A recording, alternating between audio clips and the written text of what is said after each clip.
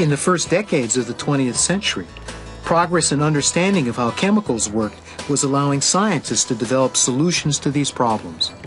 Techniques for artificially creating nitrogen fertilizer allowed farmers to produce healthier and higher-yielding crops.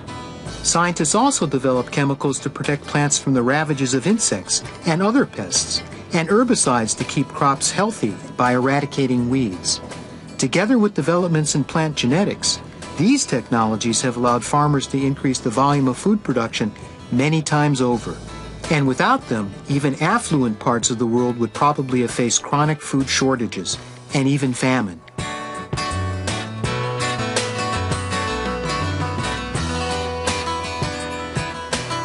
But in recent years, the use of technologies like chemical pesticides have met with opposition from many environmentalists and the so-called natural food movement. Organic food is food that's grown without any pesticides, synthetic chemicals that are put on top of the food, sprayed on the food in the process of growing it. Do you think there's a perception that industrialized agriculture is inherently unhealthy? Is that part of the opposition? I think that is definitely a perception. I think most people think about, where is this food coming from? How is it being grown? What is happening? And what is the impact of how I'm eating now going to be for my life, my children, my grandchildren's life, and the future that's ahead of us? But are we right to worry about the health effects of chemicals used in farming? Professor Bruce Ames won the Presidential National Science Medal for his work on cancer-causing chemicals. He points out that plants have their own naturally occurring chemical pesticides, which they use in their efforts to repel predators like insects. Plants are filled with their own pesticides. Every plant has 100 chemicals it uses to kill off the insects and the predators. All of plant evolution is chemical warfare. You eat your broccoli, you get 100 natural pesticides. You eat your celery, you get a different 100 natural pesticides. I don't think people should worry about pesticides, natural or unnatural. If you worry anything, you'd worry about the natural ones, because they're 99.99% of the ones you're getting into you. Professor Ames also says that the natural chemicals contained in our food and drink are just as likely to cause cancer as synthetic chemicals. And he argues that the vast majority of carcinogens that we digest are natural and are not man-made. So we've calculated you're eating 10,000 more of nature's pesticides than synthetic pesticide residues. And of course, the hit rate for finding carcinogens is exactly the same. And when you do the numbers, there are more carcinogens in 1 cup of coffee than pesticide residues you get in a year.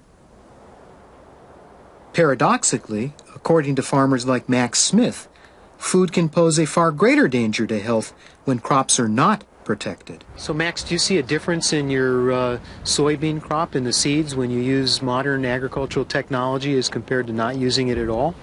Today you can tell a lot of difference where we don't use any insecticides. I've got a couple of examples here if I can show you. I've got some beans here if I can get you to hold this can. And if you look at these beans, they're nice and round, very smooth. These beans are really high quality beans right here.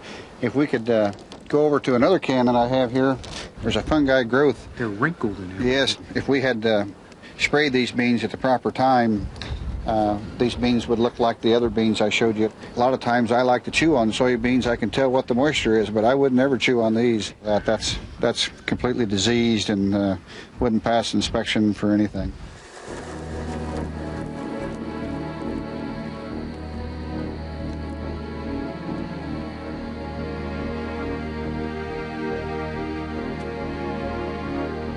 Advances in our understanding of plant biology have gone hand in hand with the greater mechanization of farming. The use of harvesters and tractors has led to huge improvements in agricultural productivity. Indeed, farmers like Max Smith are now even using satellites, which are accurate to within a few feet, to tell them precisely where to apply fertilizer and pesticides. With the new satellite technology, well, we can tell where the highs and lows of the yields are. So you're actually using Sputniks for farming, satellites. It's really quite amazing how accurate this technology is. The satellites in the sky, we've got ways to coordinate that, and we've learned to apply the nutrient where it needs that and not apply it, not waste it where it doesn't need to be. And that's helped lower our cost. It's good for the soil and it's good for the environment. So it's a win-win situation.